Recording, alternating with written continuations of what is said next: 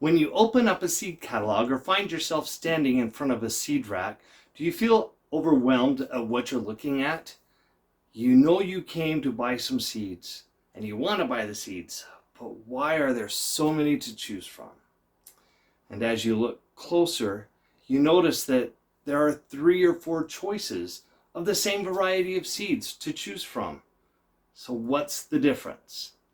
Hi, I'm Gary with Successful Gardens, and today I want to help clear up some of the confusion and explain what some of the differences are when you have to choose from so many options of the varieties of seeds.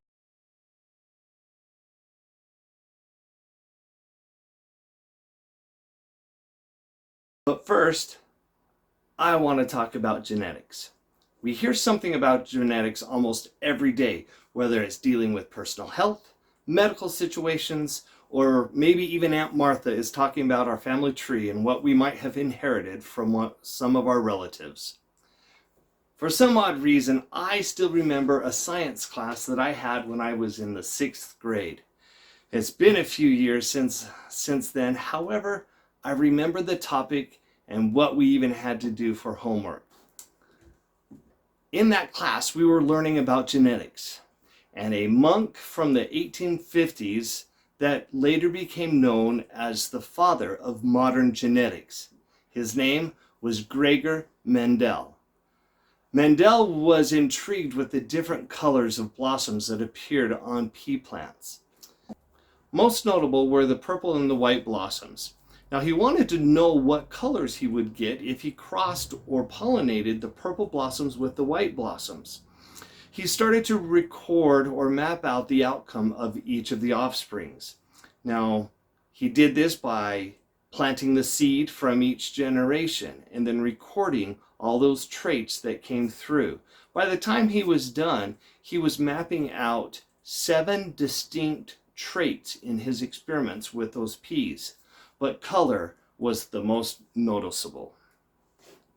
So why do I mention this science's experiment on genetics? It is a way to understand the differences between some of the terms that are used with seed descriptions. Now I'm going to explain the differences between heirlooms, hybrids, open pollinated, and organic seed. There is another term that is often seen or what you hear about in seed catalogs, and that is GMO. Let's get GMOs cleared up real quick. GMO stands for genetically modified organism. You will often see in a catalog that this company does not sell any GMO seeds and have taken the Safe Seed Pledge.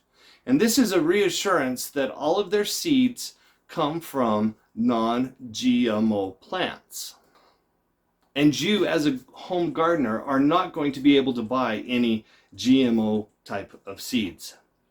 Let's get back to what we really came to talk about, and that's the difference between heirloom and hybrid seeds. I'm going to use tomatoes as an example, but there are both heirloom and hybrid seeds in all types of fruits and vegetables. The best definition of an heirloom seed or plant is described by the Seed Saver Exchange Company.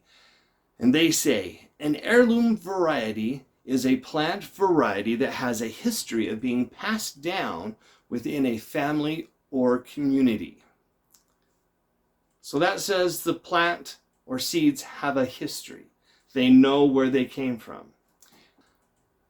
Heirloom seeds are also true from generation to generation, meaning if you planted a brandywine tomato, harvested the seed, and then planted those seeds, you would get another brandywine tomato plant. And then if you repeated that year after year, you would still have that same brandywine tomato traits in each generation. Now, most gardeners consider varieties of seeds, not the seed itself, but the heritage line of seeds to be classified as an heirloom. They have to be at least 50 years old. Gardening purists will insist that heirloom varieties of plants have to come from or have been introduced before 1950. In 1949, the Burpee Seed Company introduced the first recognized commercially crossbred or hybrid tomato variety called Big Boy, thus ushering in the production of commercial hybrid seeds. Now, most seed catalogs will indicate or highlight heirloom varieties in their catalogs. And there are some catalogs that will have sections dedicated just to heirloom varieties. There are a couple of seed companies that specialize in heirloom seeds exclusively. Baker Creek Seed Company and the Seed Savers Exchange Company. Now, Seed Savers Exchange Company started their company in 1975 and have accumulated over 20,000 heirloom seed varieties in their seed banks. I have listed their links below in the comment section for their websites if you are interested. Now let's talk about hybrid seeds. Now, hybrid seeds are best described as coming from a controlled method of pollination in which the pollen of two different species or varieties are crossed by human intervention. Hybrid seeds come from two different parents also. Let's talk about tomato X and tomato Y. And they produce tomato Z or hybrid 1. And they have been cross-pollinated in a controlled environment, such as a greenhouse. Now, the hybrid 1 tomato offspring has the traits of the two different tomatoes that were used to breed that offspring. Hopefully, those hybrid traits are improved traits over the traits of tomato X and tomato Y.